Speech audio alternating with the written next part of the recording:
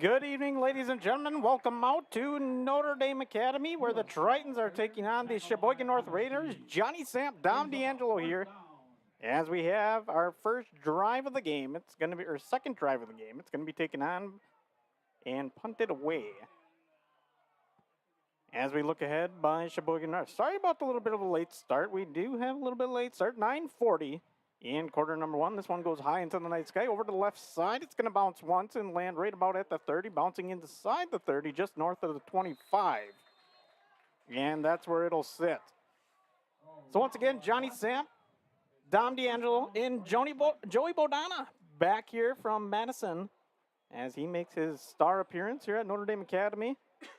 Lots of warm welcomes. We'll have him on the mic in a little bit, but nonetheless, Notre Dame gets the football, and it's going to be Otradovic taking that drive and trying to get the Tritons on the board. So 1st and 10, ball on 26. One receiver to each side. Otradovic goes down under center, one man in the backfield. Takes a peek over at both sides. Takes a snap, rolls out back, hands it off. This is a good run right up the middle. That one's going to gain a few yards. And a good carry there by Blum. He's been their lead rusher all season. He had a really good game last week against Sheboygan South. Yeah, he's been really good. And when we saw him against East, he was really dominating the floor. A few touchdowns in that game. Just a couple. But we want to thank you for joining us on this Friday night. And once again, Triton football. As the Tritons take it, it's going to be an I formation for Otradovic. He's going to hand this one off, running over to the right side. Going to get stopped and dropped. But a good effort nonetheless. It's a good job by Sheboygan North that time, reading and covering that gap on the right side. And that'll bring up a 3rd down and 3, ball on the 33. If you're Notre Dame, this is where you want to be, 3rd and manageable. Don't want to put your offense in tough positions. A couple nice runs on 1st and 2nd down. Only 3 yards to go. It's where you like to be. As we see a shotgun formation for Otradovic. One receiver out to his right and one to his wide left. He's going to hand it off in the backfield and taking it up, and a good run there once again. That should be good enough for a first. And once again, Blum with the good carry. They've gone to him 3 straight plays, and why not? It's been working so far. They've been running it to the right so far early in this game. So when you get the chains moving, that's always a good sign. And Notre Dame got the chains moving in this one, just trying to keep on that Raider defense. Raider defense looks pretty solid in the opening here. But we got to see what Otradovic can do. He goes under center once again, I formation, receivers out both sides. It'll be a blitz. Linebackers creeping in, now sending one man over to the other side. He's going to make a man in motion, trying to go to the offset eye, but just a little bit too early and had the line bounce. A little too much motion and communication. Trying to adjust the play there, and that led to some confusion in the backfield. Yeah, just got a little antsy. You know, when you get those plays trying to get that first down, or trying to start the first down off right. And you're trying to punch him in the mouth like a heavyweight boxer, but not able to. They were coming with a blitz. They switched the sides. They were going to come in with the right side, but once Flanagan, the tight end, moved in motion, they were switching it to the left side. You seem like you're a blitz guy in Madden, like to go with the blitz. But here's the handoff. It'll be taken on over and just inside, going to get swallowed up. So it was a good carry, but nonetheless, another good stop by the Raiders. They're holding them on the run game a little bit. We didn't see that against Green Bay East on our first broadcast, which was, kind of a lopsided game to say the least. Yeah. They're doing a much better job taking the gaps in between both the guard and the tackle and clogging those up, opposed to the last game that we did. Now we got a heavy passing set here. Shotgun formation, one receiver out right, 2 to the left. Otradovic drops back, looks over to his left side, skies one, this one downfield in the center, and that one's going to fall incomplete. A good pass, but not able to complete it.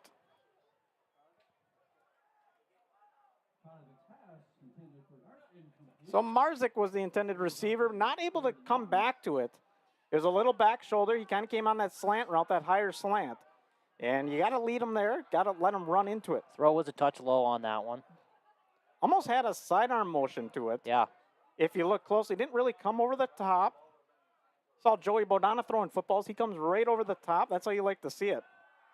As another pass play thrown on. This one's going to be intercepted and picked off. A great pick by the Raiders, keeping pressure on, and that one's going to be Bassler. He's feeling the rush off of his blind side that time. Made him panic. That's what they did, and the Raiders get the turnover here, and that was a surprising turn of events. But Bassler just kind of forces, he stayed in his spot. He didn't really rush. He didn't collapse in on the rush, which a lot of, linebackers will do, but he stood in his spot and right to him, right in the chest. He didn't really, there was a route that was coming towards the sideline. He didn't go fully commit to that route to cover it. He just kind of stayed in the middle of the field thinking, oh, could this be a run right here? But a good play by Bassler. So now on defense is Notre Dame, and we'll see the offset eye taking the snap, now handing it off, stuffed right up the middle, but it's going to be pitched to the outside. A good secondary play even caught me off guard, and that one was written up by Myers. It's about the third or fourth time they've gone with that triple option run, and that's probably the second time that they've got him for a minimal gain. You got to get it outside quick enough where that defense isn't starting to collapse on the run. They also have to, the offensive line, what they have to do is if you're going to run it to the left side, you have to get a good push going to the right side, so that opens up the better option for a potential defensive player to play either the quarterback or the running back and not both of them. Snap taken, and this one will be dropped in the backfield.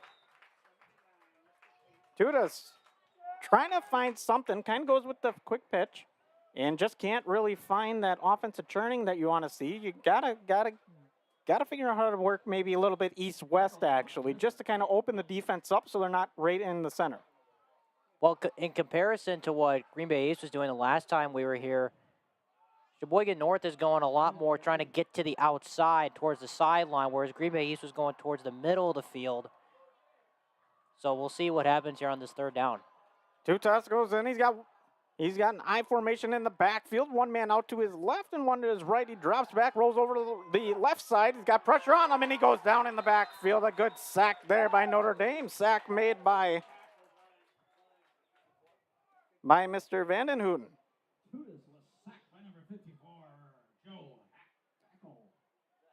They're going to give it to Joe Hackle, rather, but it was a good play, good rush. It's a combination sack on that one. It's a penalty on the play. It's where I wish we had the flag graphic, but we do not yet. We are continuing to work. We're glad we got some video here tonight. Yes. And we're just glad to be calling this game, and thank you for joining us on a beautiful Friday evening here in Green Bay, Wisconsin. Weather is very ideal for a football game. Ideal for broadcasting, too. Yeah. You can have the window open, not feel like you're chilly. Punt unit out. As it'll be the snap, the kick up in the air. It'll be going to be bouncing towards the end zone. And they're going to place it. Looks like on the 1 yard line. Yeah, it looks like on the one. That's going to be some tight grounds. It's kind of like Joey's dorm room, I bet. Not a lot of room. Got to figure out a way to work with it. He gives me little reaction, but that's all right. We'll have him on the mic here soon, ladies and gentlemen. 4:30 left in quarter number one.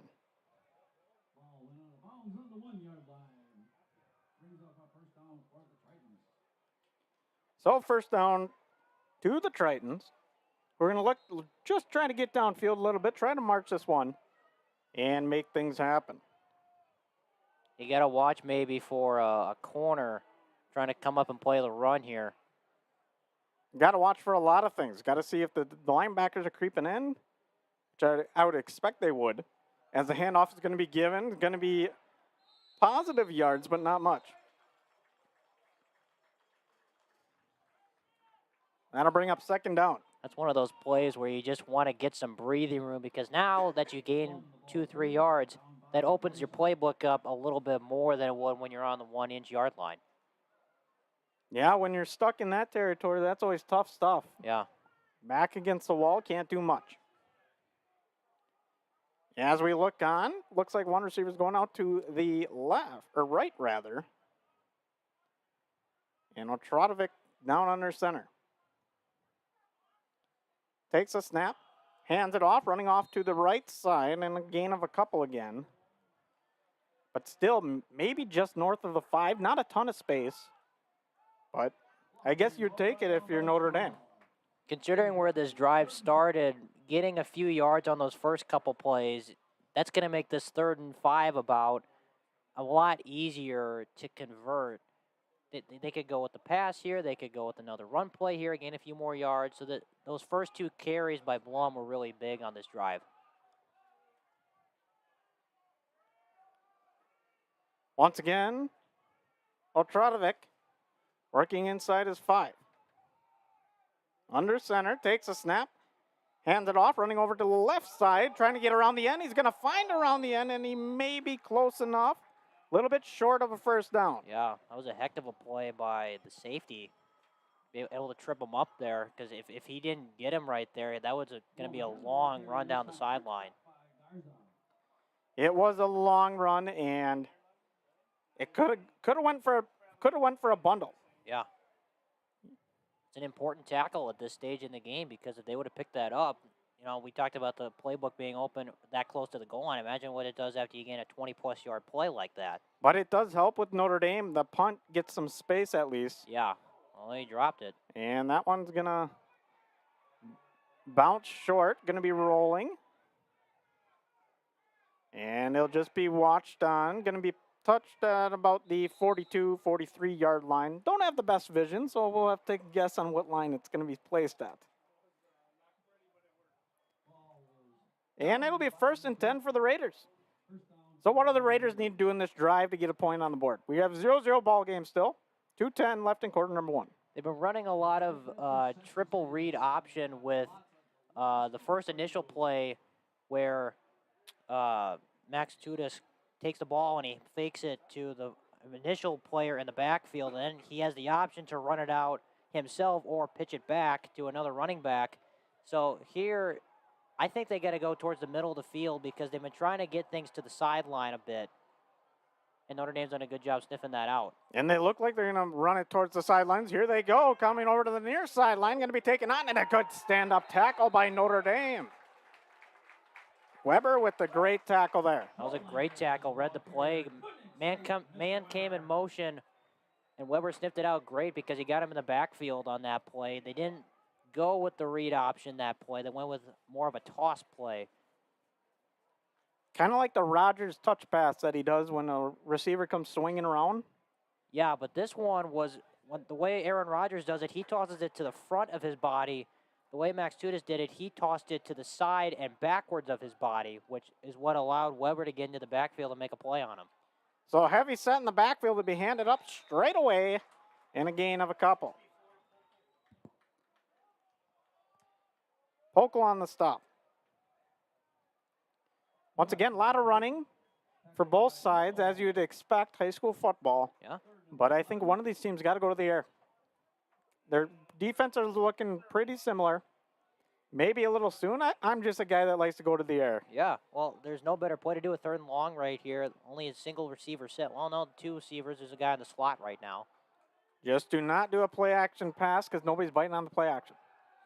It's going to be a pass. Going to be throwing it over to the right side. Look, a little bit pressured of a throw. Yeah.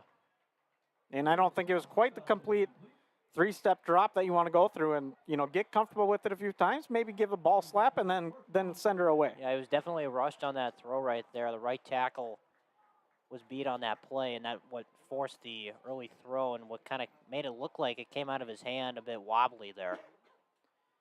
Yeah, it was kind of a duck coming out, quack, quack. As we see the punt unit come out, still 0-0. This one will be punted up into the sky. And it'll be going out of bounds along the sideline. And a 1st and 10 for the Tritons with 41 seconds to work in quarter number 1.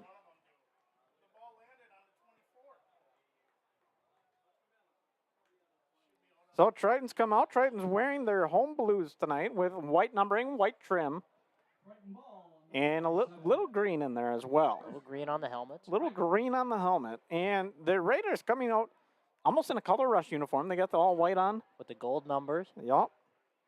It's a flashy look, and the navy blue on the sleeves. Yeah. But nonetheless, 1st and 10 for the Tritons. Tradovic goes under center. He's got an offset eye, or actually a straight on eye.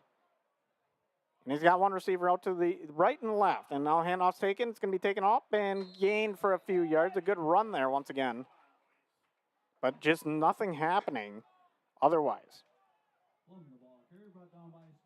But you see Blum keep getting these carries. It's got to get frustrating. One's not opening up yet. Yeah, I would think one would open up soon. It's, you know, we're only in the first quarter. But wearing down that defense is Notre Dame going with that heavy run set. Well, this is what you do. They almost had him earlier in this quarter for a deep ball that was just missed by Micah Marzek down the middle of the field where there was no one near him. So that's what this run game can do for you, open things up downfield.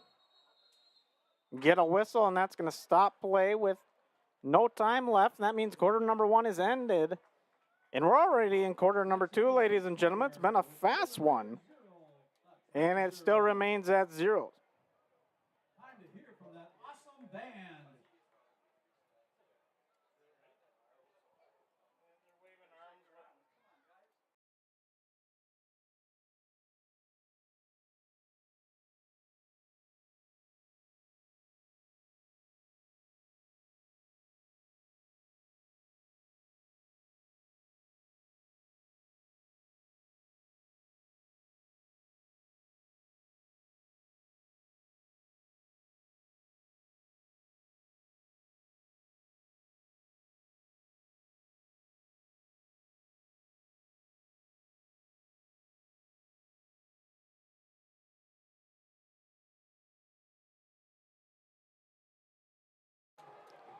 Welcome back, ladies and gentlemen. Quarter number 2, we got Joey Bodana going to be calling the quarter number 2 as well.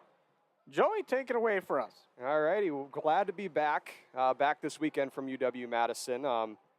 It's been a tight contest here in this first quarter, and Notre Dame's and Sheboygan North still in a dead heat tie, 0-0.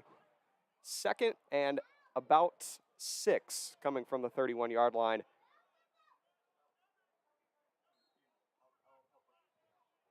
Joe Tradovic lines up under center and takes the snap, fakes the handoff, drops back, pressure's on, got blocks, but this one flying way high, right in the middle of about Ethan Wallateam and Charlie Hornacek on the play. No one in the vicinity of that one. It's going to bring up 3rd and medium from the 31.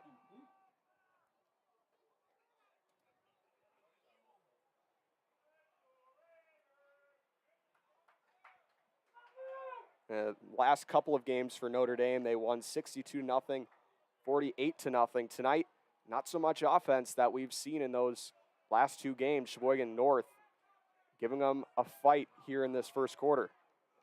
Otradovic in the shotgun. Blum to his left. Otradovic drops back, throws high. Marzek has the catch and has the first down. Brought down on the play by number 8, Don Hamilton, the junior defensive back. But nonetheless, a first down there for Notre Dame, and a nice catch there by Micah Marzek.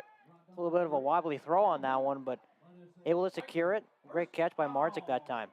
Did sail a little bit on him, but Marzek makes the most of the space around him, comes back just to that pass, and picks up the first down. And now Notre Dame with another set of sticks.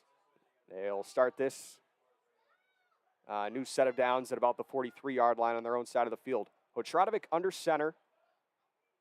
And now some motion to the right side. A pitch out to Blum. He cuts back against the grain and is met by a host of Golden Raiders right there at about the 45, maybe a little bit short of that 45. Called a pickup of about 2 on the play. Should have probably tried to bounce it outside that time. He had a good head of steam coming into that one, and the gap just closed really quickly there in the middle of the field. Bring up 2nd down and 8. Not a lot of breathing room for the Notre Dame running lanes on this so far in the game. But just trying to find one that'll break outside and break our scoreless tie. Hand off to Blum. There's that break in the hole right up the middle. Ian Blum. A lot of steam behind that one. Pickup of about 15 on the play. And another first down for the Tritons. Had another good head of steam coming out of the backfield on that one in the gap. Finally open for him that time.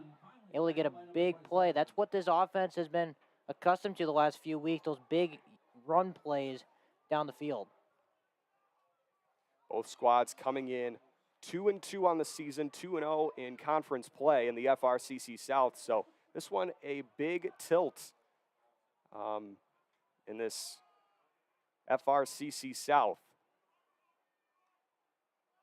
Hand off to Blum, and he spins off a tackle. Has a block there from Horacek, but a nice play there by the defensive back. I believe that once again is number 8, Don Hamilton. 6 foot, 160-pound defensive back in there to make the play, and just holds Blum short of that first down marker.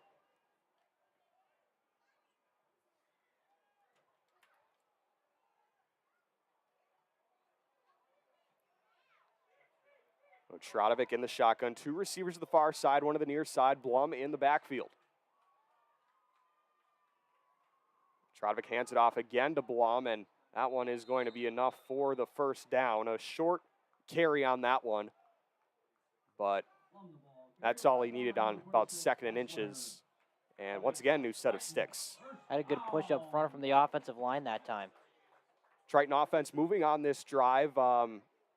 Hadn't had many long drives, but now this one inside the 30.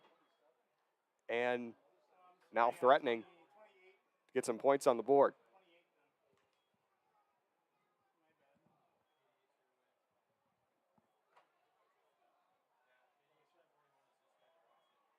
Trotovic again under center.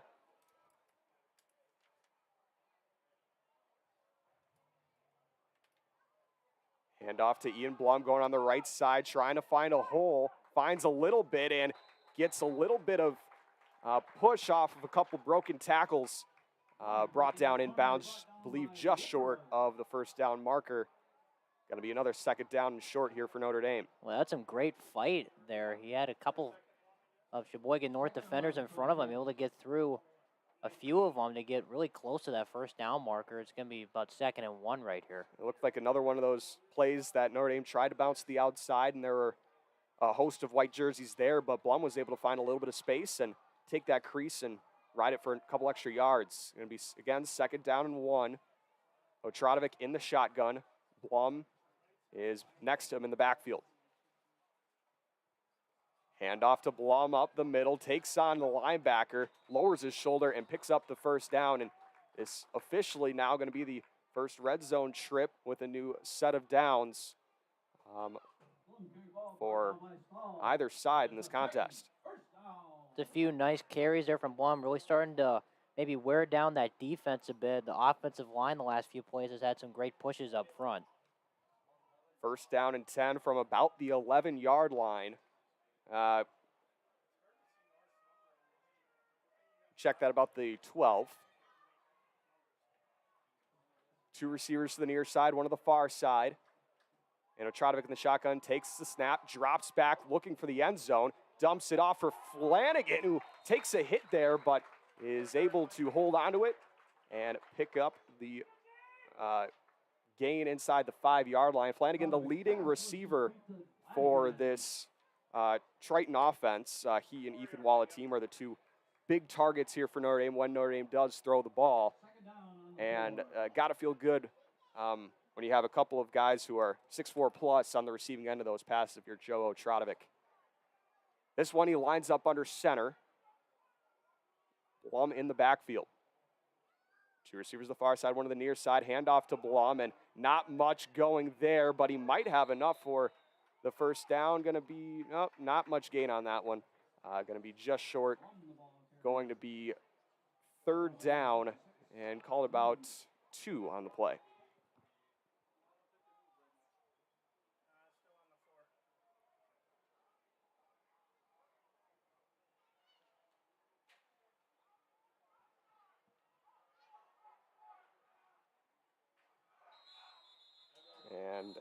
there's going to be a timeout on the field called by Notre Dame.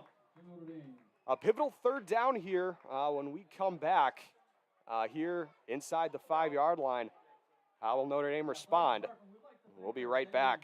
Joey Bonadonna, Dom D'Angelo with you on the Triton Sports Network. You're watching Notre Dame football on YouTube.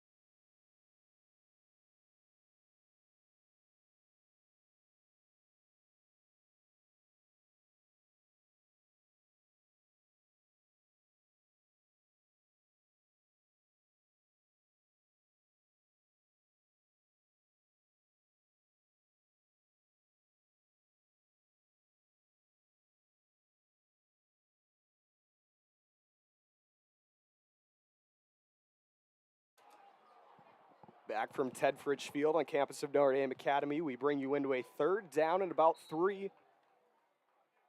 Call it a third down and 2 from the 4-yard line. Otradovic under center, Blum in the backfield. And this one going to be a handoff to Blum, has a head of steam going to the outside of the pylon, and he's dragged down. I don't know if he got the first down, though, either, but that was a foot race to the marker. And it is going to be just short, 4th down. So now decision time here for the Tritons. And Mike Rader, what do you go with? And I think he's keeping the offense out there. Not a bad decision, tell you. That was a heck of a tackle right there. Because if he didn't make that play, cut off the corner there, Blum easily scores that one. So that was a big tackle from Sheboygan North. 4th down and 1. Triton offense staying out there. Carter Dulkey comes in and a little bit of a 2 fullback package, but Dulkey's being split out to the far side. Fullbacks on the field right now are LaViolette and Dulkey, and now a timeout called by Sheboygan North. So now the defense will talk it over a little bit after they're able to see who gets out there. Skill players out there on the play were Flanagan, LaViolette, Dulkey, Wallateam, and then Blum was the running back in the backfield. A very pivotal 4th down. Golden Raiders looking to try and keep this a scoreless tie and turn Notre Dame back once again. But Notre Dame, coming off of 2 blowout wins in the last 2 weeks, trying to keep momentum going. You got a 4th and 1 here. They've been running the ball up the middle really successfully the last few times they've run it, so I wouldn't be surprised if they just go straight back to that with Blum in the backfield. He's had a great first half so far, especially on those plays with the fullback in there. He said LaViolette was in there to give him a lead blocker. I think that's what they go with here. This drive, it took a little bit for Notre Dame's offense to get going, but this has been the drive that Notre Dame's offense has been moving, and of course it comes down to a 4th and 1. Can Notre Dame just get that 1 yard or maybe 2 to punch it in the end zone and make it 6-0? Or will it be the Golden Raiders taking the ball on downs? We will see here on 4th and 1. They got everybody in the box on this play. Otradovic under center. LaViolette the fullback. It's going to be a QB sneak, and he is in. Joe Otradovic puts the Tritons on the board. It's 6-0 Notre Dame.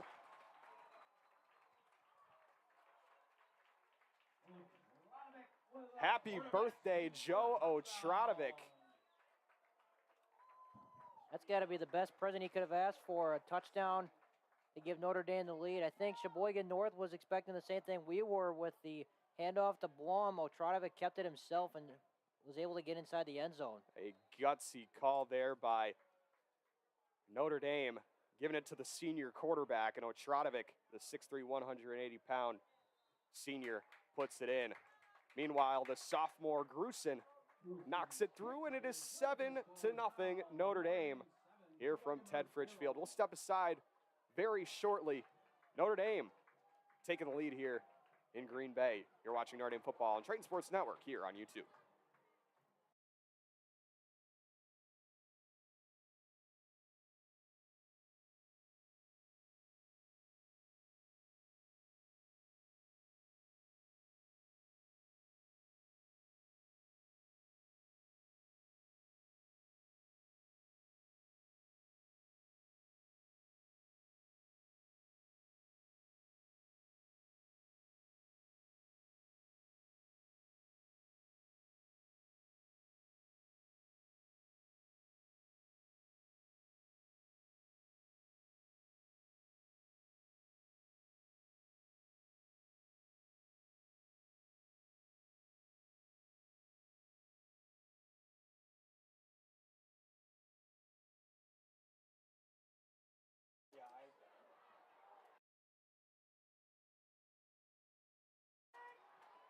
We welcome you back to Green Bay, Wisconsin, campus of Notre Dame Academy for Friday Night Lights. Tritons have just taken the lead 7-0 over Sheboygan North, and Nick Grusin sends a line drive right into the second line, and he was down when he fielded that one. That was number 21, Vince Nineheis, the sophomore. And the drive will start on the right hash of the 15-yard line. We'll see how Sheboygan North responds. Max Tudis, the quarterback. We see a lot of them on the basketball court, but the last couple of years here for this Sheboygan North football squad, they have a great young athlete there at quarterback wearing the number 2 jersey. Tudis under center, drops back, now looking to throw. Pressure is on. Flanagan hits and brings him down. A nice play there by the sophomore, leading receiver on this team, but coming in from the defensive end position. Talk about another bright young athlete, James Flanagan. Drops Tudis back inside the 10-yard line, making about the 7. It's a really good play. They ran that motion play again, and instead of going with the toss that time, Max Tudis rolled out to his left, and Flanagan was able to trip him up by his shoestrings, it looked like. Well, we'll see what Sheboygan North pulls out here on this 2nd and long. Tudis is going to pitch it back, coming back the other way. Herning misses the tackle, and on the carry on that one was, I think that was Noonhouse again at the 24-yard line. Going to be just short of the first down marker. Called about 3rd and 1 and a little bit of change. So it was interesting, that first play, they decided to roll out to it. That time, they did go with the pitch, with the motion man coming out of the backfield, and they got some great yardage on that one, making it 3rd and manageable. Another short yardage situation for both sides on this offense. Let's see how Sheboygan North handles it, and Tudis keeps it, and I think he's just short. The marker might give him the first down, but it will be a first down, says our referee, and that one was very close, but based on the spot they gave him, they do give him the first down right at that 25-yard line. Got the inches necessary to get a first down. First down and 10 from the 25, right about the middle of the hashes. Tudis does line up in the shotgun, has a man behind him, and drops back to pass. A deep shot here from Tudis. Will he adjust to it? It is Henry Weber who comes away with the interception, the senior defensive back. That one hung up in the air for a long time. It was just a debate of who was going to be able to adjust to come back to that, and Henry Weber, the cover boy of today's game day post, comes away with the interception. It was a 50-50 ball down the left sideline, and Weber was able to adjust back to the inside position and able to sort of box out and able to pick that ball off right out of the air. So now the turnover battle even up at 1, and the Tritons will take the ball back up 7-0 on their own 42-yard line.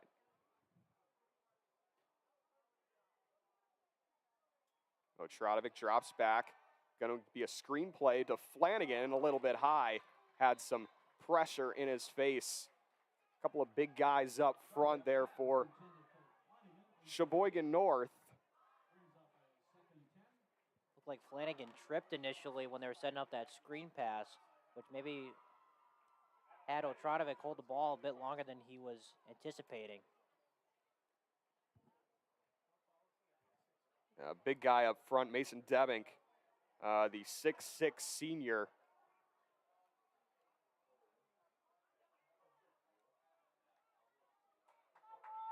He was able to get the pressure that forced Otradovic to get that ball off a little bit inaccurate. Handoff to Blum on this play. He's still running, just short of that midfield marker, but a nice run there by Ian Blum, the junior running back. Only 5'9", 160, but he runs with a lot of steam and can pick up extra yardage when you ask him to. Yeah, like you said, he runs with everything he has on every play. Every play in this game, he's had a full head of steam. Even when he hasn't necessarily gained yardage, he's always come in at full force, making him a very difficult tackle for any defender. 3rd down and about 4. Otradovic in the shotgun. It is going to be a passing play. Otradovic looking downfield, has a man right at midfield. Not going to be enough for a 1st down. It is Micah Marzek, and a timeout called by Sheboygan North. 1:46 to go here in the 1st half. We'll see what Notre Dame decides to do. You definitely don't want to give the ball back to Sheboygan North with a short field. But this is an opportunity here.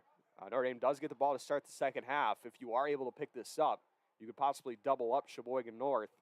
And by the time they touch the ball next, they could be down 3 scores.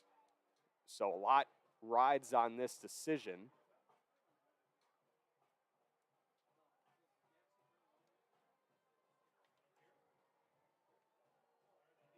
You almost got to assume with the way that Notre Dame's ran the ball in this 1st half that there's a really high chance that they will go for this.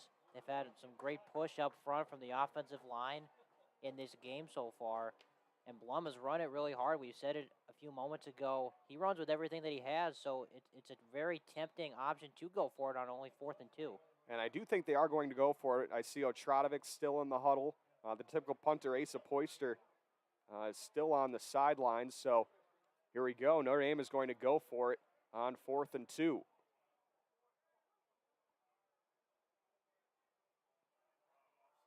Otradovic is going to be in the shotgun, so it's not going to be an I formation run if they do decide to go that direction. And now Coach Rader calls a timeout. That's going to be their 2nd of the 1st half, so worth it to talk it over, as it still appears that they're going to keep the offensive unit out there. Probably just wanted to see what kind of defense Sheboygan North was going to come out in. It looked like they were loading up front, even with Notre Dame being in the shotgun.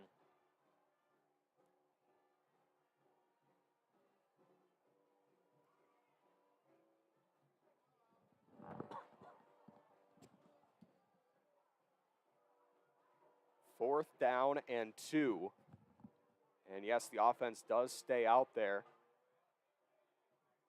Brady LaViolet, the fullback, is in there now in an I formation. Otradovic under center. Blum is the running back. Wallet team to the far side. Marzek to the near side. Flanagan in there at tight end.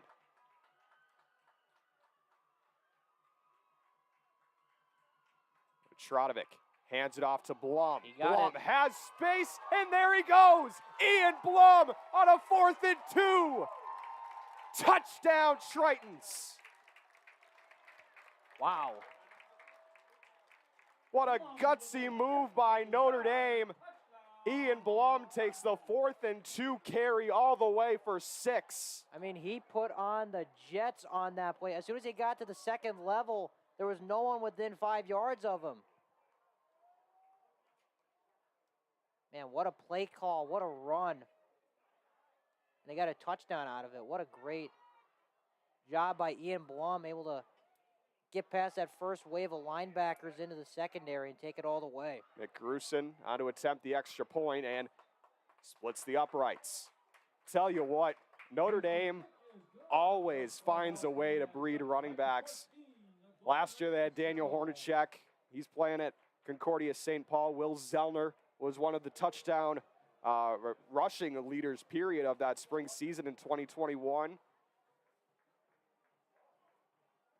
They just breed excellence in that running back room, and going to be some exciting football for Ian Blum for the next 2 years. You also have Braden Davis, who got hurt, season-ending injury in week 1, but he's going to be back next year, hopefully as well. So you're going to have some talent in that running back room next year, but this season barely just beginning. We're in week 5. Yeah, and that's not even to mention the sophomore, Christian Collins, who's As had a well. few touchdowns so far this season. They have a ton of talent in the backfield for the years to come, it appears. 14-0 Notre Dame, 1:38 to go in the first half. Now let's see if they are able to get a stop and go into the half with still a goose egg on the visitor side of the scoreboard.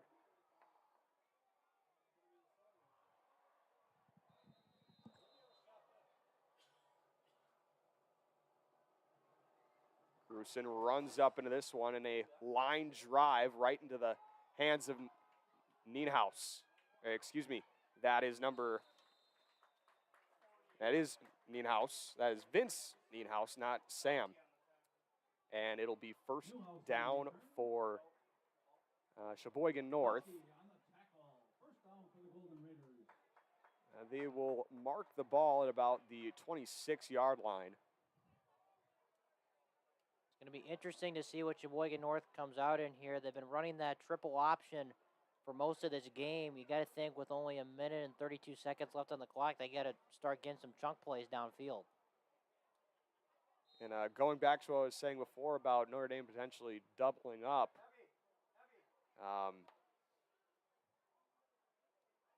now you leave a little bit of time here for Sheboygan North to potentially bounce back. Yeah.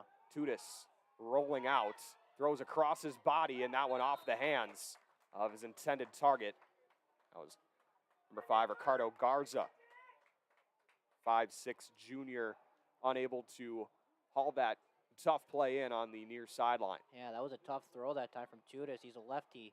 Rolling out to his right, had to readjust and retwork his torso in order to get enough mustard on that ball to give his receiver a chance that time.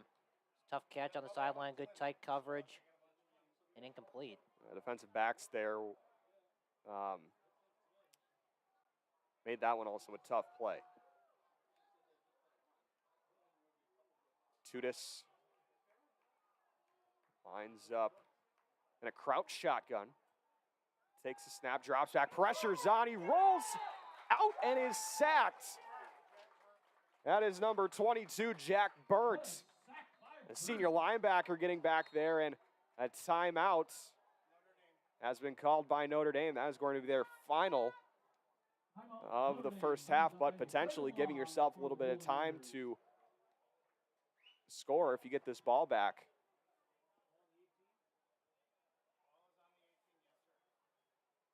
We will step aside shortly. 3rd and long when we come back. Late in the first half, Notre Dame leads Sheboygan North 14-0. You're watching Notre Dame Football on Triton Sports Network here on YouTube.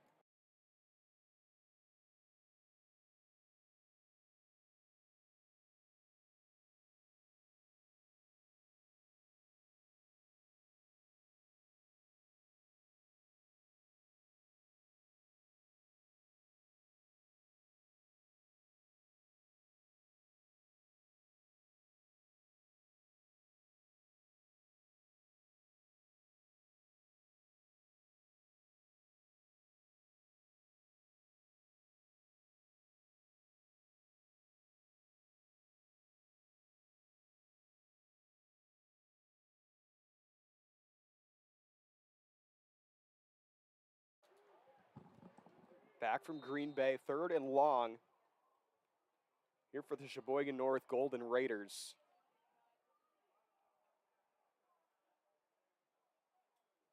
And a low snap. And Tudis picks it up, immediately goes down. A loss of a bunch on that play. It's going to be 4th and long, and Notre Dame is going to get the ball back with a little under a minute to go.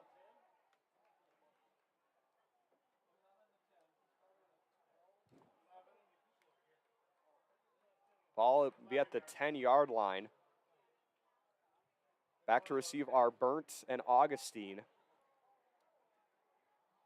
Notre Dame should get some good field position based on where Sheboygan North is punting from right now. Punter is standing back in the end zone right now. All it will matter is how much time they'll have left. That's true, 30 seconds on the clock and counting. Almost blocked, just able to get that one away. Bounces, Augustine picks it up, still on his feet, reverses field. Max Augustine is dropped right short of the Sheboygan North 45, and 18 seconds remaining in the first half. Potential for a couple of shot plays here for Notre Dame. Let's see what Notre Dame can do here.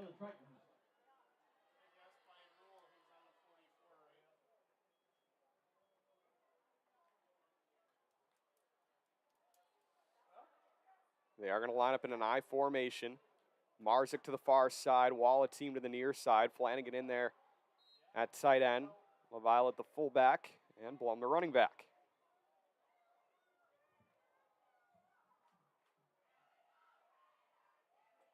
Otradovic drops back. Has a pocket deep for Flanagan, just over his head. He was open on the post route. Yeah. It's a little too much on that one. That was a great route by James Flanagan that time. Had some separation, just a bit too far with the throw.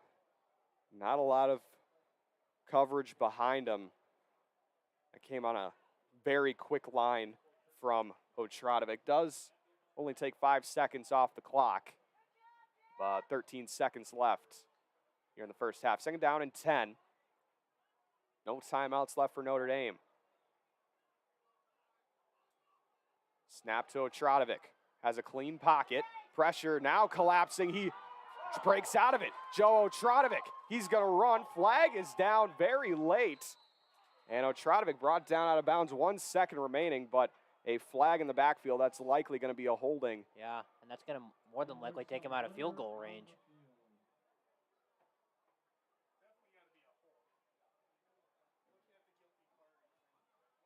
We'll check in on that flag. Likely coming back against the offense.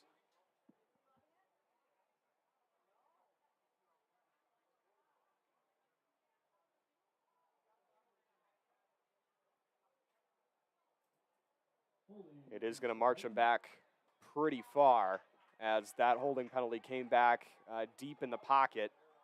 Now they, rather than having the ball at the Sheboygan North 35, you're now back at your own 38. So a field flipping penalty. And now you got to hope that you can get a little bit of magic here.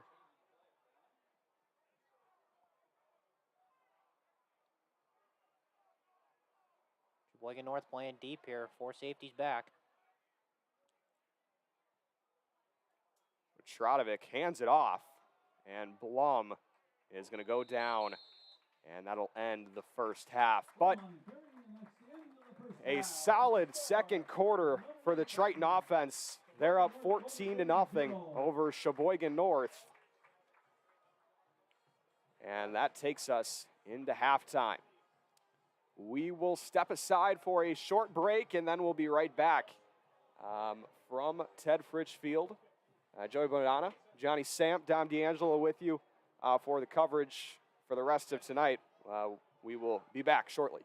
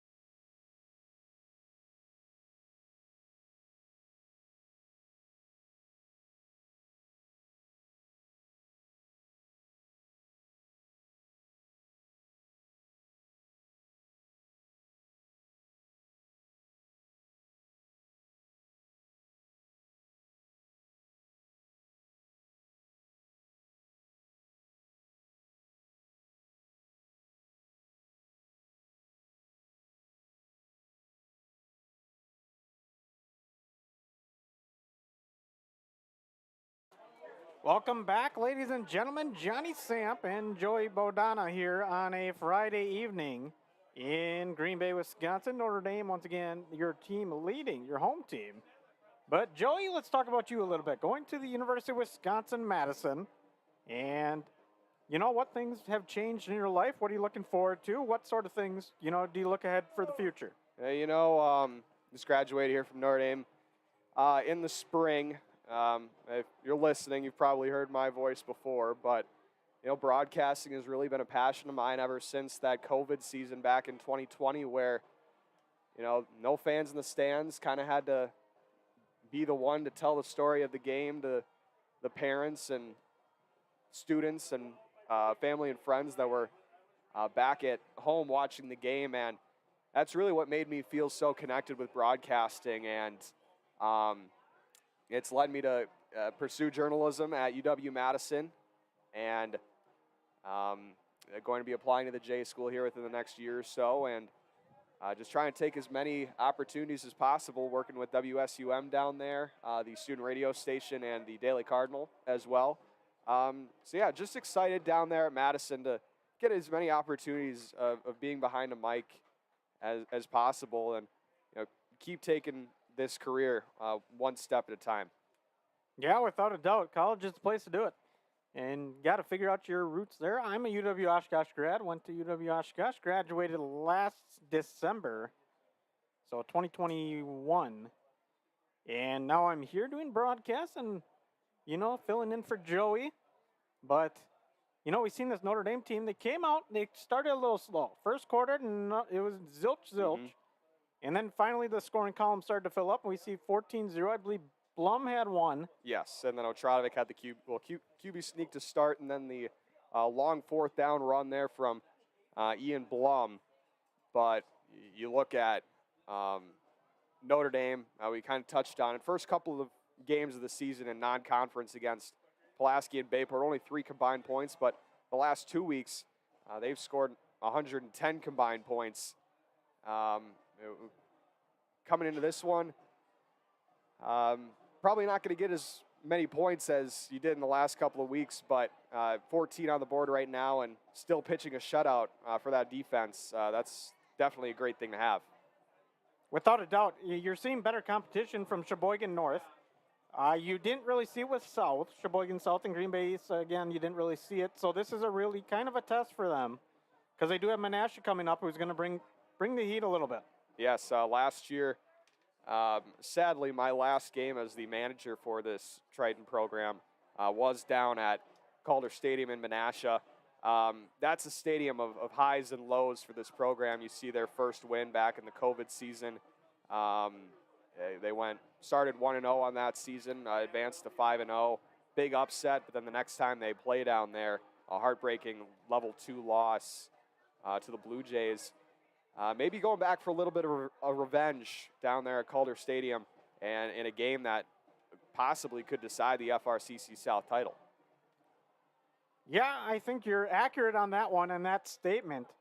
And I want to circle back and talk about, because I did broadcasting back in the COVID days when nobody was allowed. Right. It was such a weird era. Players could hear you talking. Yeah. And I had it a couple times on the basketball court when you're sitting on the sideline and you're at the media table and they hear exactly what you're saying about them. Like, oh my gosh, Smith hit a 3 or missed a 3, could build a house with that shot. Yeah, it was definitely an adjustment, because that was the first time I'd ever really done play-by-play. I did color commentary for the Blizzard back my freshman year, but that was my first time doing play-by-play, and it took me a couple of games to kind of get adjusted. And it's just weird when you're talking. Not only is that your first time, you're working in an environment where you're on the spotlight. You're hearing everything on the floor, and they can hear everything you're saying as well. Yeah, back at WRST, I believe we picked up a couple audio bites of some players chatting with each other with our shotgun mic. But, it was such a weird. We had a whole newspaper article on it, the year of COVID, and no fans, and it was just you in there, and you're sitting there talking about the game and wearing a mask typically. Right, correct. It was very weird. Many of the best games were not held in front of fans. Go back to much of the 2020 season for the Notre Dame girls basketball team, where they ended up winning state in lacrosse.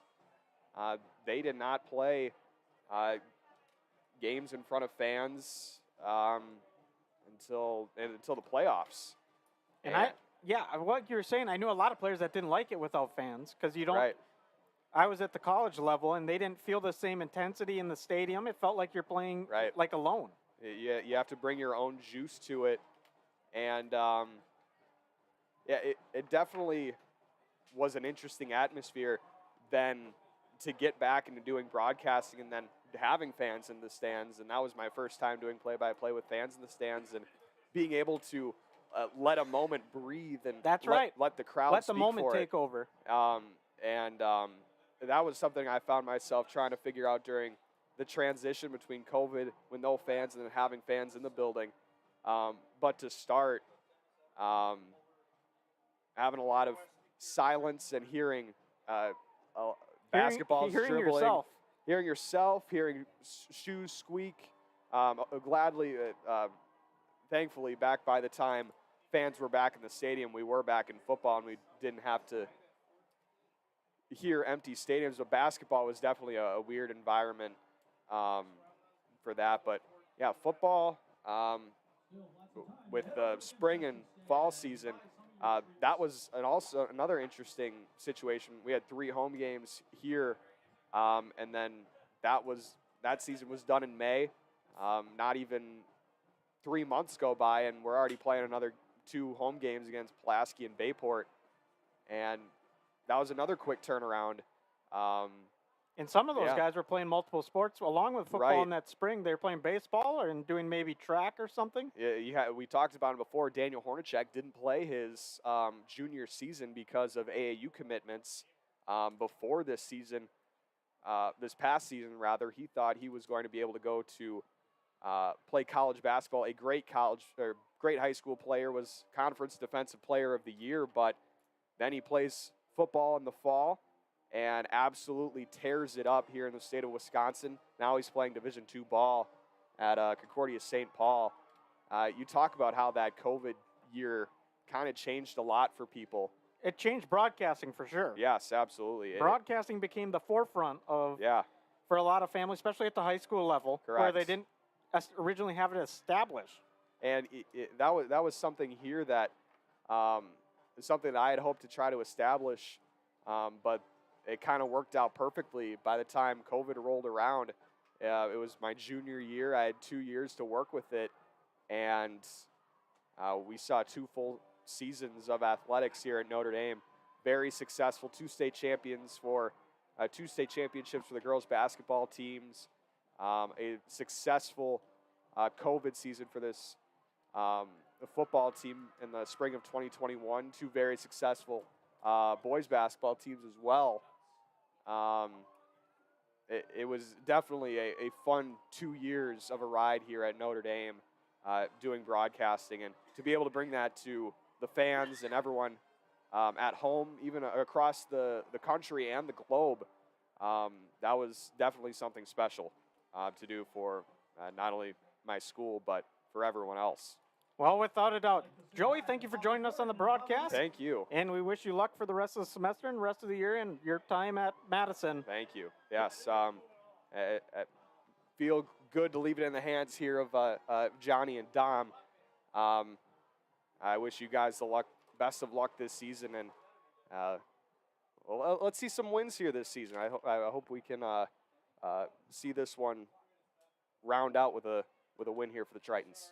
All right, that was Joey Bodana, NDA broadcaster, and now a Madison student. So we wish him luck, and we'll hope. Don't be a stranger. Don't be afraid to show back up. Will not. All right, take it easy, Joey. Thank you.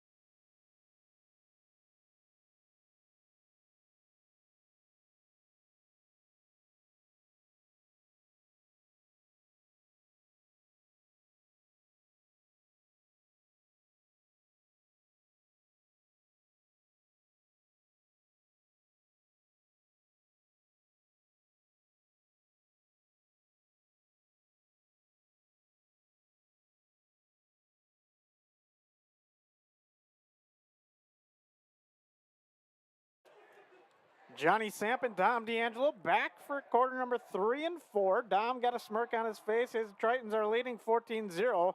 And we are done with halftime officially on the score clock. But taking a look at what has to happen heading into quarter number 2, or rather half number 2, what do you think's got to go on for both sides? Well, if you're Sheboygan North, you got to find a way to open up the field a little bit. They've been trying to run. They've had their really 2 set plays that they've been running with the sweep out of the backfield, the toss play, and then also the triple read option that they've been running with Max Tudis. They got to find a way to get something more down the field. We saw this the last time we were here against Green Bay East, where they just sort of struggled to get any constant movement going down the field. So they got to find a way to open up the field a little bit, maybe get some bigger plays down the middle of the field. And if you're Notre Dame, you got to continue to dominate the line of scrimmage. I mean, their defensive lines and offensive lines have really taken control of this game. Ian Blum, we saw right before the end of the first half, really long touchdown run. Joe Otronovic, QB sneak right down on the goal line for another touchdown. So this offensive line for the Tritons has to keep dominating up front. And defensive line, they've been doing another good job shutting down a lot of those triple read options that Sheboygan North has tried to run. So if you're Notre Dame, keep controlling the line of scrimmage, and if you're Sheboygan North, try to get things moving downfield. Without a doubt, you took the words right out of my mouth. But we see the kickoff coming from the right side, our right, from Sheboygan North. They're going to have to see what they can put on the board here. In Jackson, we do have a good job, Dominic, from Lynn Cornett. So if you can reach out to the booth through that, looking at the comments. We'll check in every here and there as the return's going to be on. It's going to be taken over to the right side and knocked down.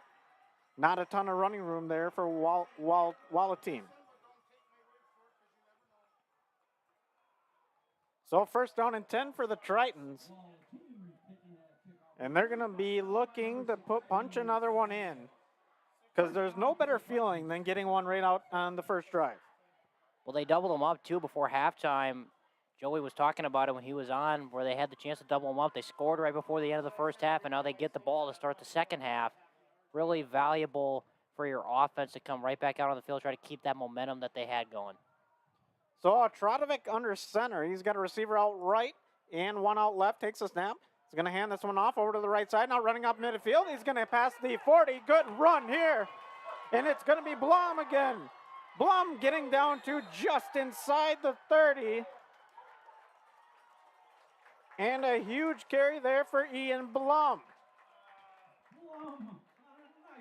Man, another play where he just turns on the jets. That's the second time where he's gotten to the second level and has really just turned on a burst of speed there. Another great push up front. We talked about it coming out of the half from the offensive line. Opened up the middle of the field, and Blum's able to bounce it to the outside for another big play. Yeah, we saw Blum kind of tease it over to the right, and then he finally committed, but it took a hard cut, ran along the sidelines, and he was gone. But now we got an I formation for Otrotovic. He's got one receiver out left, one to the right. Takes a snap, hands it off, running right up the middle, north to south running, and that'll be a good carry there. Going to get about 5 yards. That was Christian Collins, a sophomore. So seeing some different names in the backfield, that's always a good thing for, just keeps the defense on their toes just a little bit. So 2nd and 5 for the Tritons. Once again, I formation for Otrotovic. Goes under center. As we see one receiver out right and left. Puts a man in motion. Going to send him over to the other side. That's Flanagan. Looks like man coverage. Handoff straight up the middle, running north to south, and a good run there. That one's going to get a first down. Close to. It should get the tilt in the move, and it will get the tilt in the move from the chains. 10-28. Left in quarter number 3, 14-0. Tritons knocking on the door rather, looking to kick it in. It's another good carry from Collins and another really good push up front from the offensive line. So Trotovic's going to have to lead this Triton squad in the red zone. He's got the ball at the 11. Blum in the backfield. Once again, Flanagan goes in motion. Takes a snap, hands it off. Running is Blum, and he's going to find it for a touchdown. So Blum's going to cap off a great drive, the opening drive for Notre Dame, and punch in another one here. It's his second really big drive. He had the one before halftime where he broke off the long one for a touchdown. Here he had another great long run and was able to break that one in for another touchdown. We sit at 20-0 in favor of the Tritons, and one more, hopefully, depending on this extra point attempt.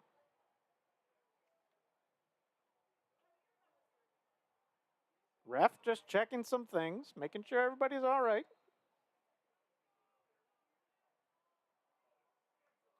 As we see the snap, hold, kick is up, and it is good.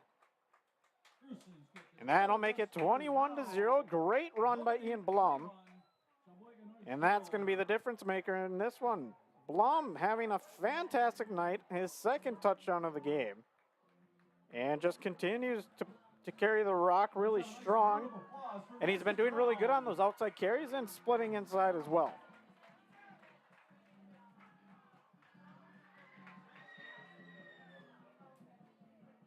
As we wait on, let's discuss what happened that drive. Notre Dame came out, kind of got a good jab in, and really made do of what they had. They ran it with Blum, and that's their best method of scoring is Blum giving the ball to Blum and letting him do his thing. Yeah, he's had a couple of great handoffs so far in this game, and really from the first play of that drive when they broke off that big one, that kind of set the tone for that drive. And then they substituted Blum out for Christian Collins, and he had a couple nice runs, able to pick up a first down, and then they went back to Blum twice in a row and was able to punch it in for another touchdown. So we wait on for the kickoff here. As we see back, it's going to be Grusin. Puts the right arm up, 6 foot, 145. He's going to swing it with the right leg. Going to actually do a squib kick, and this one's going to bounce a few times. Second line played on by the Raiders. They're going to take it up just north of the 35, maybe 37, if I was a betting man. Some really good coverage there. That was a squib kick from Grusin that time, and the return man really didn't get many yards on the return, so some great special teams coverage from the Tritons. But I also got to credit the Raiders because they were caught kind of off guard. I mean, you wouldn't expect that. You'd think they'd try to send it down in the field, so better field position for Notre Dame. Absolutely, yeah. I think if I was a coach, I would have been caught a little off guard. Yeah, so credit to the Raiders, like you said, for not being completely thrown off and able to field that one cleanly. Without a doubt. We wait on. We see the handoff up the middle, rather the QB keeper, and that one's going to go for a few yards. Tutas with a good carry, a gain of about 7, maybe 6. See, that time they ran the motion. In the first half, they've been running that motion play with the motion man coming behind Tutas. That time it went in front of him, a lot more what you see in more college and NFL style. So that time maybe they threw the Tritons off a little bit because that was one of their better runs on that play. And one of the things we're seeing is putting people in motion for the Raiders, just trying to throw off that defense a little bit left or right. We see Tutas again. He's got him one man in the backfield. As we wait on. Takes a snap a little bit low, going to pitch it out to the outside, and a big stop by the Tritons. A good one there. Not much running room. I believe that was Garza with the toss. But Hackle gets the big stop. Well, fumble on the snap that time. And going back to what we were saying about the motion, also what motion can do for you, they were a little delayed on it that time. What motion can do is it can tell you what the defense is in, whether man or zone, because if you're running motion and the guy chases him across the line, then you're in man. Then you're in man. So these motion, they have the right concept here. They just haven't been able to get those chunk plays that they've been able to the last few weeks. Well, I'm sure they're not going to spare anything here when they come out with 2 receivers to the right, 2 to the left. And put a man in motion once again, send him to the offside wing, going to send him in, and it's going to be thrown up to the outside and completed. And he'll be carried up and just short of the first down marker. A good pitch and catch there. It's a big hit by Augustine there. Catch by Anthony Lee. And Augustine on tackle, as you mentioned. They ran a screen pass that time. 3rd and long, trying to get something moving there. Able to get some space. That's what we said coming out of halftime. You got to find some space. They were able to find some space on that play with some blockers out in front and a good gain. Looks like they're going to go for it. So it's going to be a 4th and 2. Ball right on the 45. As we see Tutas in the shotgun, takes a snap. Sends it up the middle, and that one's going to get stuffed. The Triton School was all over the place. A little bobble on the exchange, it looked like there, which maybe hampered the effectiveness of how fast you can get your steam going if you're the running back there. So Notre Dame able to stop them. Once again, just blowing up the middle of the line of scrimmage there. It was a good play by Notre Dame, just getting, again, we talked about the pack of Tritons, probably a school of Tritons. Yeah.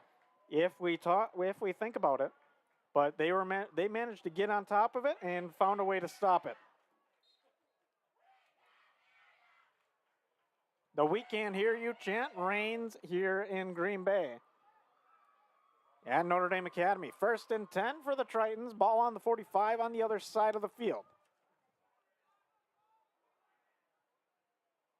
Trotovic's got 2 men out to the left, takes a snap, going to hand this one, or keep it. Throws it downfield. This one will be completed, and then a good catch by Flanagan. Flanagan running over to the far side. He's got room, and he's going to be tackled just short. Flanagan on a pitch and catch there about 43 yards. I think he'll be marked down at the 2. Man, that was a great play call. It had all of us fooled up here in the booth. They ran the play action with Otronovic and Flanagan able to just seep out behind everybody. They ran that play a couple times this season. Remember, a memorable one was against Bayport for another big gain of about 34 yards. That one, another huge play. They've had a lot of success running that roll with Otronovic running to his right and Flanagan sneaking out behind the defense. So I formation for Otronovic. 1 receiver out to each side. It takes a snap, hands it off, running up the middle. Going to be close, depending on the spot, maybe at the half-inch yard line. But that pitch and catch went for 41 yards.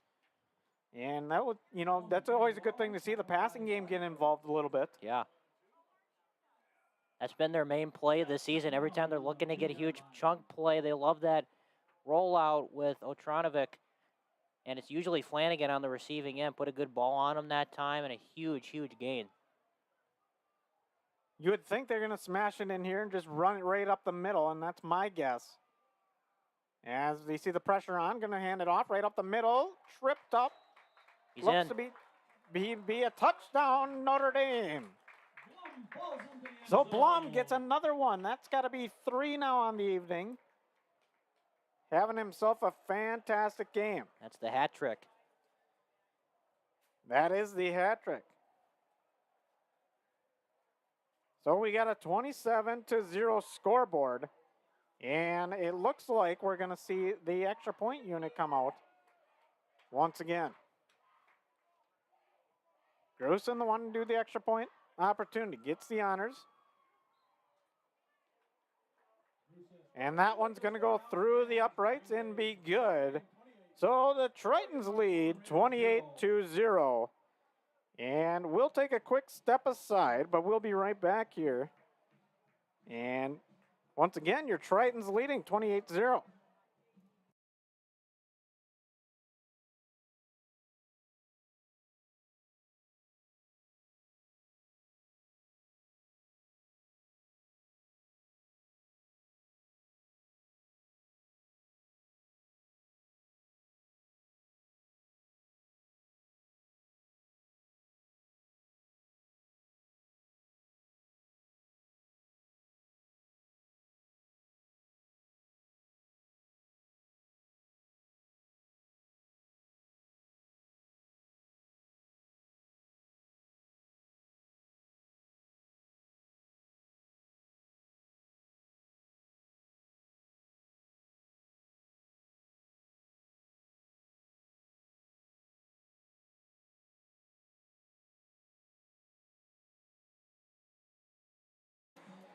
28-0, Tritons lead. Johnny Samp and Mr. Dom D'Angelo here on a Friday evening. Beautiful Friday night in Green Bay, Wisconsin. The kick's kicked just short. It's going to be bobbled a few times and taken at about the 31, maybe 32 if we're generous.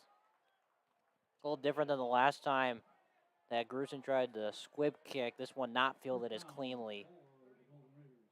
And again, the squib kick, kind of an aggressive move on the Triton side. They put a little pressure on their defense and force the defense to make something happen. Yeah. They've pitched a shutout so far, so obviously Coach Rader is feeling confident in his defense right now. And why wouldn't you? You're up 28-0. You got a huge lead. And just looking to keep on that pressure as we see Tutas now. He's got two men out to the right, one to the left.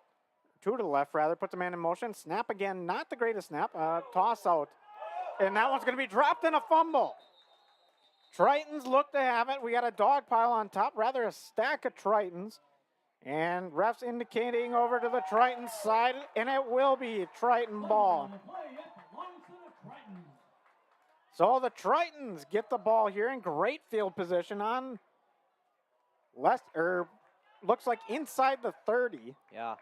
Just about like the 27.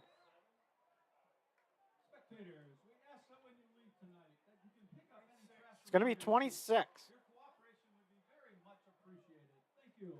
So great defensive play by the Tritons. They crashed on top of that one. And now we have a 1st and 10 Triton ball. Got to believe that this is going to be Blum here. They've been having a lot of success in the second half.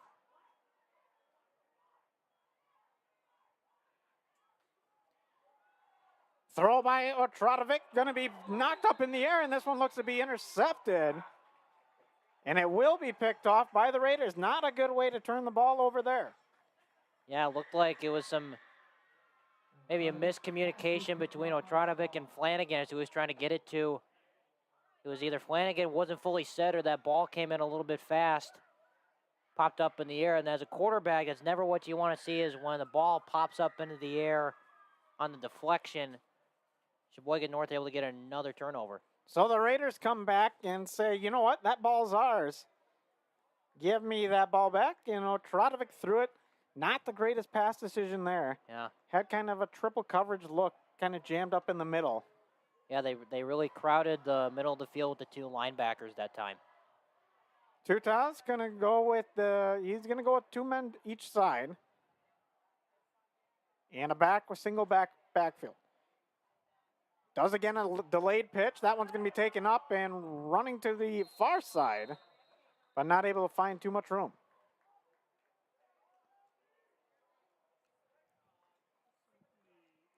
We do apologize if the video is ahead of the audio. We just wanted video this week, or the audio ahead of the video. So we do understand that it may be a little bit spoiling the results almost. Yep, spoiling the results almost, but we're still trying to work out some of these video issues, and we're trying our best. So 2nd and 10, ball on the 18. Taking a snap as Tutas is going to pitch it to the outside. Nowhere to run. Flea flicker play. This one will be thrown out of bounds. Don't think it was an intended flea flicker, but I think he saw the pressure from the men in blue and said, I have to get rid of it. Yeah, he was under pressure again on these throws. He's had a lot of Tritons in his face when he's attempted those dropbacks, and he's been on the run almost every throw he's made so far this evening. So now we have 3rd and 10, ball on the 18. What are you doing here? You're down 28-0. Think you go for an inside slant? Something to get positive yards? You'd think so, but there's the way that they've been playing this defense, they've been really containing the middle of the field because they're worried about these option plays. As Tutas steps back, throws it with the left arm up into the sky. That one's going to go incomplete and bring up 4th down. Well, that was the right play call that time. He had a guy, it was going to be a tight throw on the sideline, but that was the right play call. You know, you got to stretch the defense a little bit, had a few options, decided to go with the the tight one on the sideline. Not the worst idea. Nope, not the worst idea indeed, but 4th and 10, ball in the 18. Looks like the punt unit will be out. As expected. 5:17 in quarter number 3.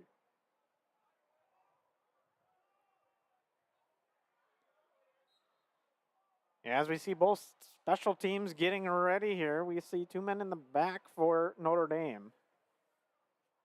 They've been going on that split return coverage.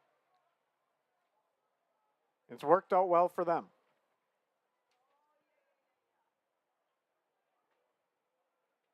So the Raiders looking to kick it back. Oh, Rather the go fake. with the fake. And this one will be taken in over to the near sideline, and a good hit by Notre Dame. That one's going to be good enough for a first down, but a pitch and catch there Wow. on a chancy play. I tell you what, that's a gutsy play call right there by Sheboygan North. Because in order to execute that, you have to really sell that you're going to punt that ball. So credit to the Gunners on the outside for making it look like they were going to go. And they were able to pick up a first down there. What a play call. So Sheboygan North will remain in possession. 1st and 10. Once again. Tutas puts a man in motion. It's going to be a blitz. Takes a snap. Going to run around the outside. And that one's going to be a gain of 7 or 8. Yeah, that was one of their better carries of the day there. They went with the single read option that time. Tutas kept it close to a first down. Within striking range indeed. 2nd and 1 they're going to mark it. So it's going to be a gain of 9.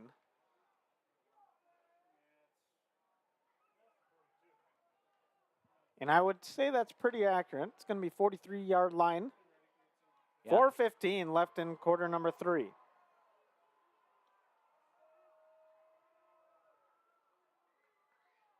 Tutas once again. Has a single man in the backfield, puts a man in motion, stops him short. Going to hand this one, fumbled rather. But it looks like, was it fumbled or was it handed off? He kind of fell to the ground. Looked like a bobble on the snap, maybe. It was burnt in the backfield making the tackle. Got to secure that ball off the snap. That's a big thing. It's been hurting him all evening. Yeah, that's a real drive. That's almost a drive staller right there because, you know, you're feeling confident, had a nice run before that play, coming off of the fake punt, so the momentum is kind of stalling a little bit here. It's a big third down. 3rd down and 3, ball on the 41. Man in motion once again. It's going to be a reverse. Going to be taken out to the near side and stopped by Notre Dame.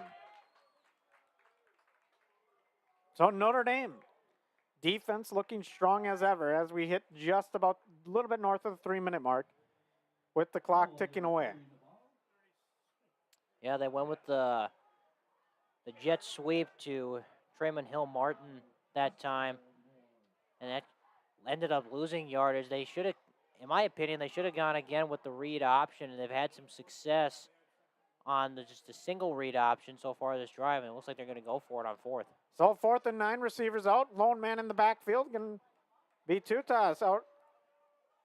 Going to take the snap, drop back, look over to the right side. Going to try to run inside. Not going to find much room as the Tritons knock him down and stop that rush. Yeah, it kind of looked like Tutas just didn't really know what he wanted to do right there. I mean, he faked the handoff, play action. It didn't really look like he had his eyes super set downfield, feeling some pressure, not fully comfortable in the pocket there. So Notre Dame, again, with good pressure from the outsides, keeping him in the pocket and forcing another turnover. Forcing another turnover indeed. 2:30 on the clock, right on the wickets. And 28-0 in favor of Notre Dame. Otradovic under center. Takes a snap, looking at the pass. Going to throw over to the right side. Bounces off his receiver. And just not able to get his hands up. I tell you, Ethan Wall, team's going to want that one back. That was a really nice throw from Otradovic that time. Just unable to secure it. Yeah, without a doubt, those are one of those passes that hit you right in the chest and you know it. Yeah. but not much you can do about it. So 2nd down and 10. Trotovic with an I formation in his backfield. Puts Flanagan in motion. Now stepping up is the receiver on the right side. He's going to take the snap, hand this one off. Running room up ahead. It's going to be a good run there. And once again, Blum with a nice carry. Blum carrying the ball. Quick stop by Seabelt. Be close to another first. It's going to be 3rd and short. About 3rd and 2 as we hit the 2-minute mark.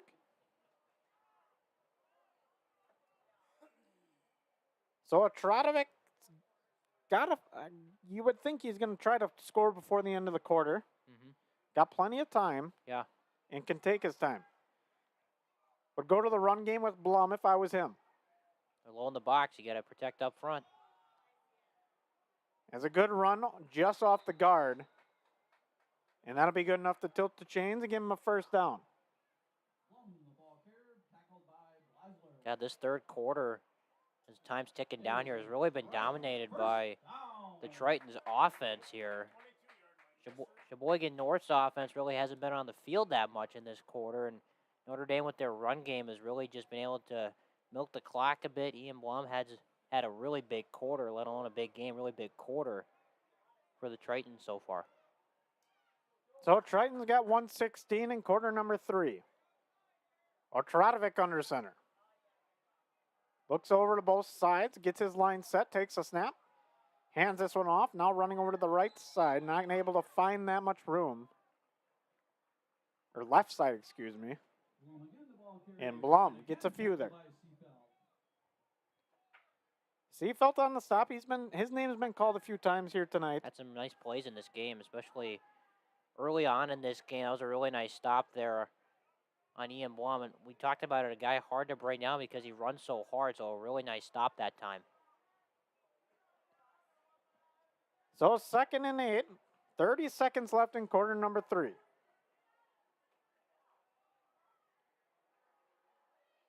Flanagan in motion. And you'd like to see another run, and we're going to see it again over to the left side. This one's going to have a flag thrown. But nonetheless, it will be, for right now, Blum, the ball carrier. just about a 1st down, but we got to see the call on the field. Holding on the offense, and that one's going to go against Notre Dame. 5 yards back. Makes things a little bit trickier. They've had minimal penalties, which is really Essential. really a credit to the way that they're coaching this, is because, when you have such a dominant run game, you're bound to have some penalties at some point in this game, and they really haven't so far, which has been surprising.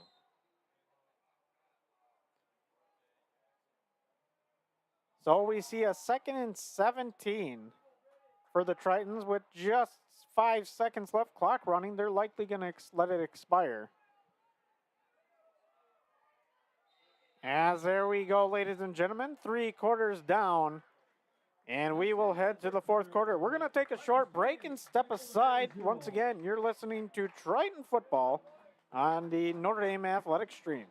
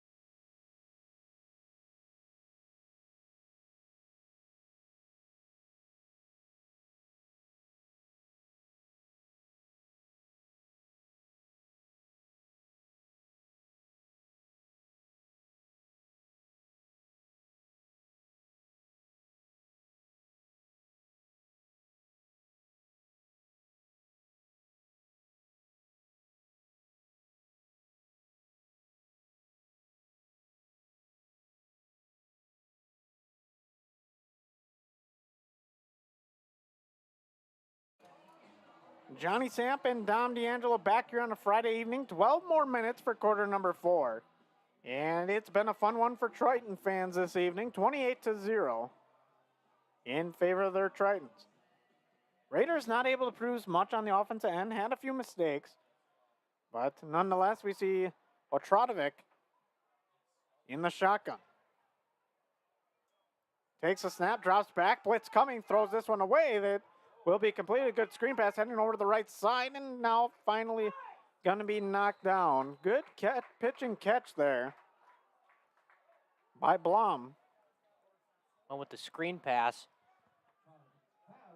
So if you're Joe trying to get the ball out quick, which he was able to, and there were some blockers in front of Ian Blum for a nice gain, making it third and manageable. As you mentioned, 3rd and 4. Ball on the 16-yard line. My guess, if I was, again, a betting man, not a betting man, just joking, but I formation, going to hand it right up the middle. Flanagan in motion. Blitz coming on the backside. It's going to be handed off. Now stopped by a wall of Raiders. And that will be close.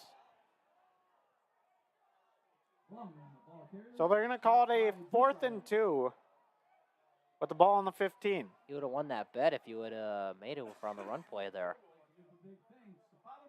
But it was very close. Good effort. But 10:30 left in quarter number 4. Field goal unit is out. It's going to be the first time we see Grusin for a non-extra point. Now let's see what Grusin's got here. Snap, hold, kick is up. Might be short. And that one is no good. So Grusin misses the the field goal. And takes away 3 points. Yeah, just didn't have enough leg on it. Just left it it looked pretty straight from our angle. It just left it a little bit short. A little bit of a low trajectory and just didn't get quite enough under it. Yeah. Or behind it, rather. 10-17, Raiders take over, ball on their own 20. Now both sides, 2-2. This is a very, very big deciding game. Yeah. Because it helps separate the leaders in this conference, the FRCC South. And we'll see what Tutas has in store here. He goes under center. Takes a snap, hands it off. Not a lot of running room. And he'll be knocked down. We get a whistle. It looks like it's going to be a timeout.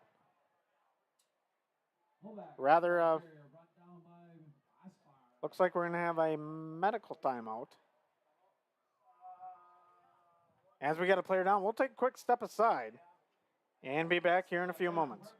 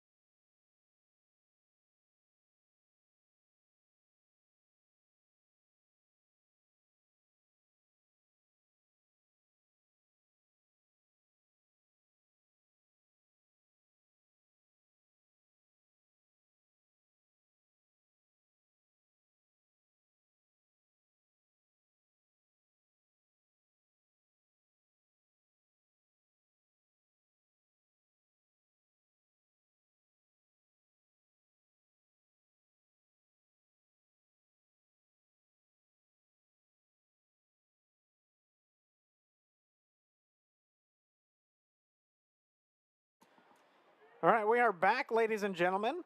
And we see Tuta is under center once again. This I formation is going to look for the pitch, going to hand it off to the outside, making a man miss, and another one, but not able to find that kind of yardage that you're looking for once again. Yeah, flag on the play. Probably going to be a hold against Sheboygan North here.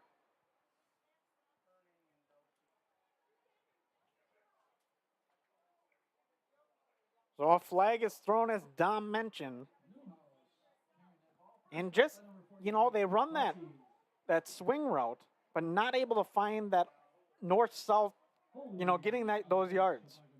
Yeah, which is a credit to the communication defensively, because when you're running those motions, as we talked about earlier, they're not really moving, which indicates zone coverage. So they're playing their zones really, really strict and firm. And so the communication between each side has to be on point in order to make sure that you take care of the gap that you're supposed to cover. And Notre Dame has done a really good job of that. And we see a 2nd and 21. Tutas under center, going to hand it off, running up the middle, and a good run here for the Raiders. Almost broke free completely. Got that penalty yardage back. But it was a good run 10, tackled by 10, Novak by Novak. That was kind of the first time we talked about north-south yards, and that was the first time we kind of saw it. Well, that was one of the few times that they ran it up the middle, just a straight handoff, which they might want to look at more because they got a really big chunk on that play. They definitely caught Notre Dame off guard. They usually go to the pitch on the backside as the blitz is on for Notre Dame. And throw is on. It's going to be a little bit up and a little bit short, but it's going to be caught. And that one does have a flag on the play, I believe. And we're going to have a holding call, which will bring it back. Man, that's a tough penalty to swallow. That was a great throw and an even better catch that time. So something that we haven't seen was really the passing game get involved, and now we see them picking up yards, but the penalties just destroying them. Yeah, well, there was pressure on Tudas in the pocket that time. Almost looked like he had to kind of throw it off of his back foot. And give his credit to Tudas, giving his guy a chance on that one. But a tough penalty as well. It's going to make it 3rd and very long. Now we got 3rd and 21, ball in the 9. Man in motion for the Raiders. Takes a snap, fakes the handoff, rolling out to his left side is Tudas as he takes it just on the outside, not able to get back to the markers. And just nothing coming from that. That was a dangerous throw. That was nearly picked by Weber again. So this pass was intended on 3rd, broken up by Weber. So once again, a 4th down coming up for the Raiders. They're going to be looking to, well, I said that last time, and then they went with the fake. Yeah. So not saying I'm superstitious, but nonetheless. You got to at least think about it here. If you're both sides, I mean, if you're Notre Dame, you got to be ready for it.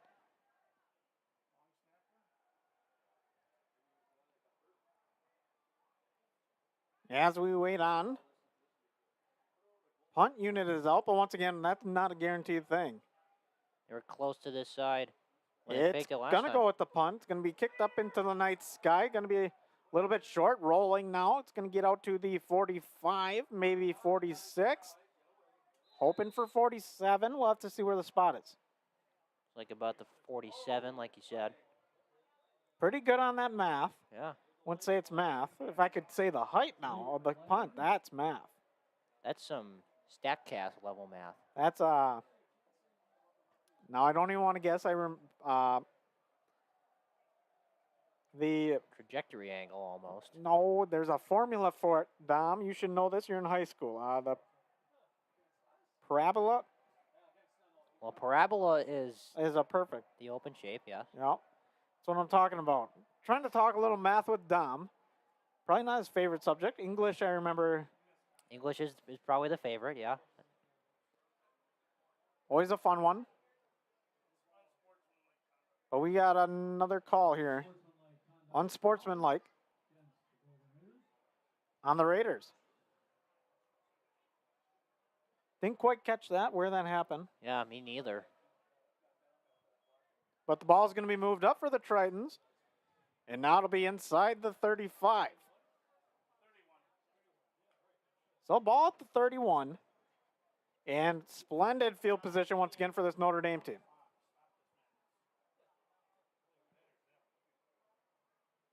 Looks like they got Collins in the backfield with Blum on the sideline right now. Probably not a bad idea, though. Yeah, with the way he's run, you definitely want to try to conserve his legs a little bit. Yep, without a doubt, you got to condition. But if you didn't condition, if you just condition twice, maybe the third time's not a good option. But Otradovic hands it off to Collins. Collins trying to run up the middle, not much room. And it'll be knocked down at the 30-yard line.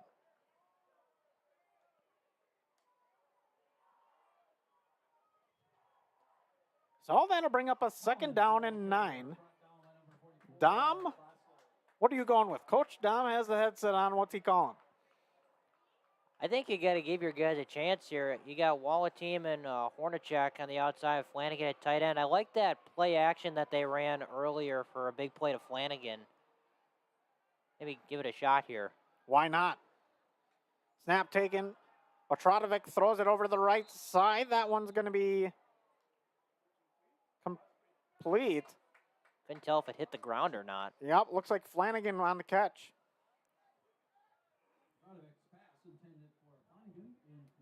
So it will be incomplete. Or it was complete. We have lots of confusing answers here.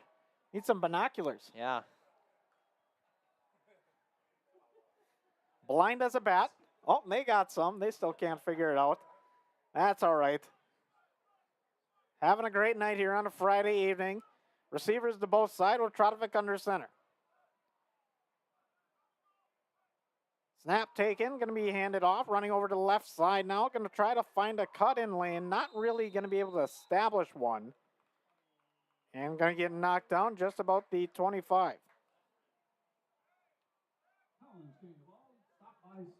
So Collins, he had a good run on the outside, just had to find that cut-in lane to start heading north. And couldn't really find it, wasn't really established. Credit to the Raider defense. Yeah, and that's where Collins is at his best when he's running north to south, just straight in between the tackles. I formation for Otradovic. Puts Flanagan in motion once again, moving left to right. Sets up on the outside, going to take the snap. Hand this one off. It's going to be not much running room there. Yeah. Raiders had a wall built up, and they kept it. Really good job by Sheboygan North that time, reading that out. They didn't fall for the motion with Flanagan. They've been running that a few times, and they've handed it off seemingly every time. So a good job by Sheboygan North adjusting to that. So now we got a 4th down and 4 with the ball on the 25. Once again, we want to thank everybody for listening to us and watching us on this broadcast on a Friday night. Johnny Samp, Dom D'Angelo. And it's been a fun one.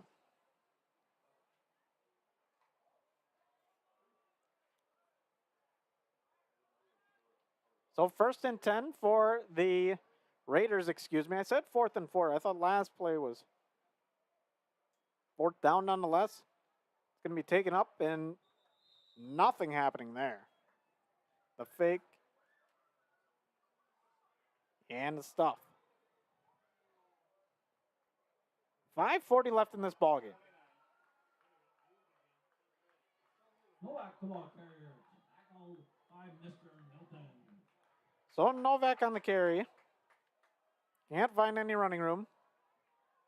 It's been the story of this game. They've been able to shut down the middle of the field and the trenches. 2nd and 5, ball on the 30. 4th quarter of football here. And it'll be taken up and ran inside. Not much running room once again. Just can't really establish it if you don't get the blocks you want. Looked like he may have wanted to try to pitch it on that one. He had to, were forced to keep it. Looked like he was in the grasp of those few Tritons. without a doubt. As we get what should be third down, and it's going to be 7. So 3rd and 7 for the Raiders. Ball on 28. And under center once again is Tutas. Looking for a pass, not able to find it. Finally throws it, and that one's going to be complete for a first down. And there's going to be a flag on the backside of that play.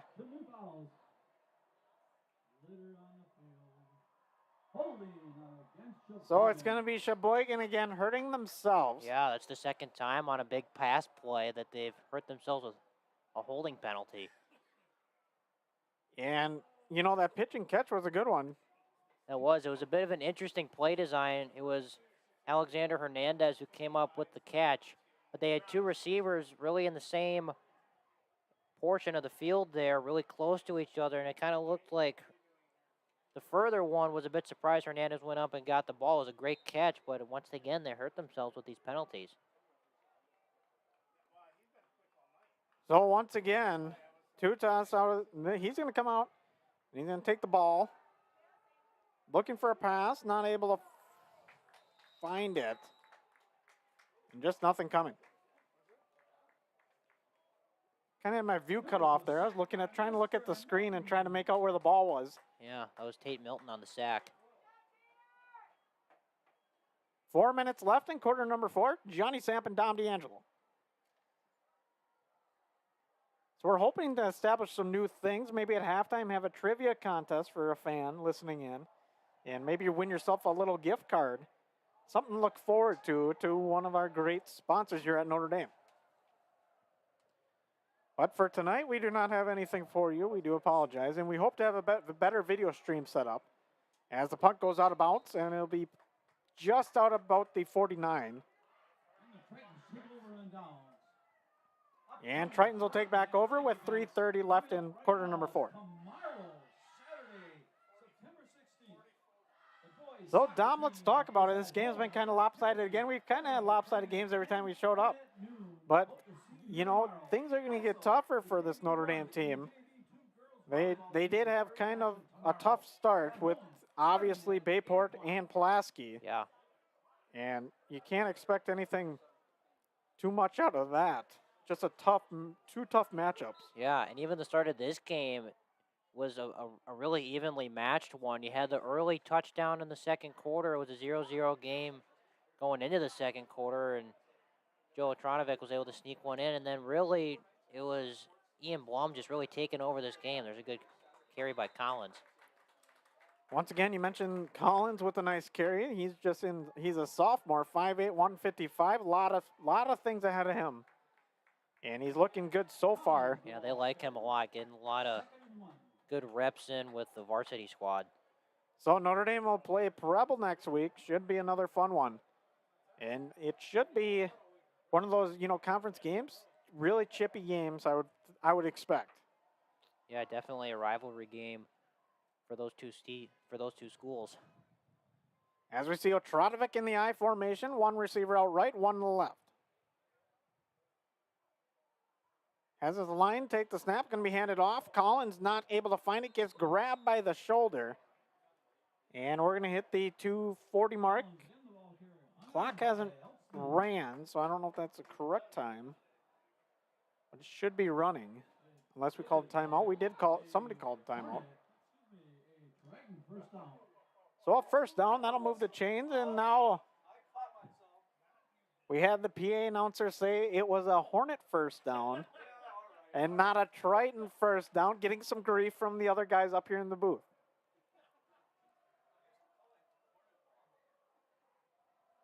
So Otradovic under center once again. Looks to both sides. Checks on his neighbors, hands this one off over to Collins. Collins running with a full head of steam off the right side, going to find some running room. But not able to break it, but a good run there nonetheless. Yeah, another really good carry from Collins, good hard running. We talked about it in between the tackles. He's had a couple nice carries on this drive in between the tackles, and that one was about a gain of 15 if you had to guess. He could have, If he got to break it, that one was gone. He was gone. He was Oh, running with a easily. full head of steam. Nobody's going to catch him. Coming in like a freight train. And we've seen that from both these running backs, both Ian Blum really dominating this game, and now Collins in the later stages of this game. So 2 receivers out right for Otradovic. Takes a snap. He's going to hand this one off to Collins. Collins splitting the gap, finding a seam. Collins going to go towards the end zone and touchdown Notre Dame. So the sophomore Collins, Christian Collins, 5'8", and just at 155, rather 165, excuse me, splits the gap and finds a touchdown. Well, there's that one run that we were just talking about. It looked like on that last one he could have had a chance to break it. That one he did break it, cut it back to the left, and turned on the speed to get to the end zone. Grusin with the extra point opportunity. Snap, hold, kick is up, and it is good. 35 to zilch in favor of Notre Dame. We'll take a quick step aside and be right back here for the final minute and 22 of this one. Once again, you're listening to Triton Athletics.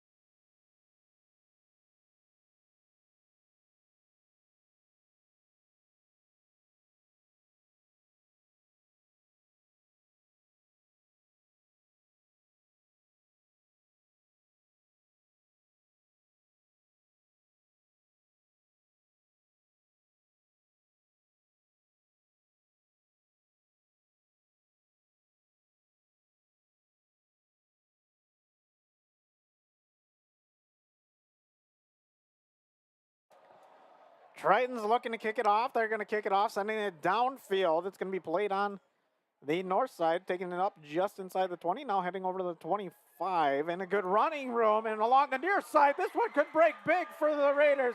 Running down the near sideline, it's going to be free, and a touchdown for the Raiders as Tutas finds a way to get in a kick return for a touchdown. My goodness, what a play. Well, you said it. What a return. I mean, he had to make about 3 guys miss initially and then outraced everyone, survived a tackle inside the 20. What a return.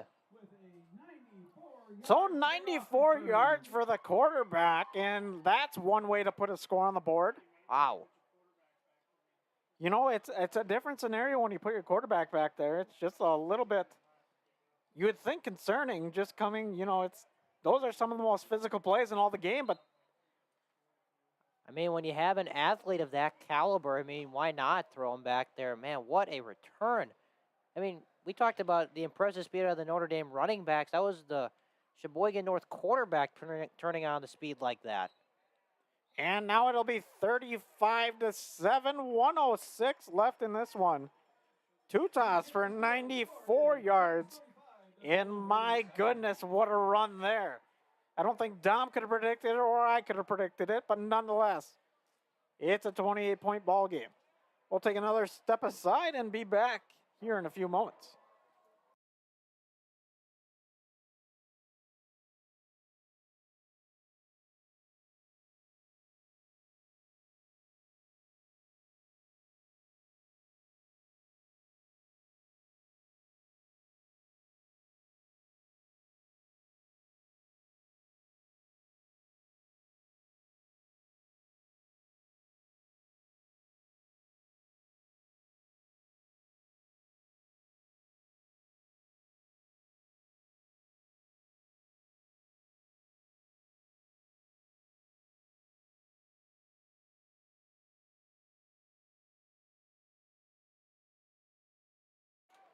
So we know why Notre Dame hasn't kicked it deep, because Tutas is back there, takes it back 94 yards, a quick stroll through the park, and finds a way to get in the Holy Land. In a way, it almost always makes sense now. It does make sense. They've been going with the squib kicks, and Keeping it away from them. yeah, and we can see why. What a return. Little did we know. Little did we know. Just 107 left, 7 ticks above the 1 minute mark. In this one, we're going to see a high kick, and this one will be taken down. Good catch there by Walla-Team, excuse me. And 106 left in this one. Game just about over. But a really fun one to watch and broadcast nonetheless. Yeah, a lot of good on both sides. Great big plays. It's always fun to call games with big plays in them. Had a few in the game. Notre Dame against Green Bay East. But this one, a lot of big plays on both sides. A lot of big plays indeed. A lot of them haven't panned out because they, on the side of the Raiders, they got a penalty on the backside, and, Yeah. and then they get taken back. But if some of those panned out, as we got victory formation here from Notre Dame High School, takes a snap, drops down to knee, and that'll burn off some of the clock. Actually, it'll burn off all the clock, so we will be done with this one. Notre Dame takes a huge win here this evening, moves them to 3-2. And pushes Sheboygan North down to 2-3. And Notre Dame, they got to feel good about this win. This is a solid team. And they got, next week coming into it, their schedule doesn't get much easier.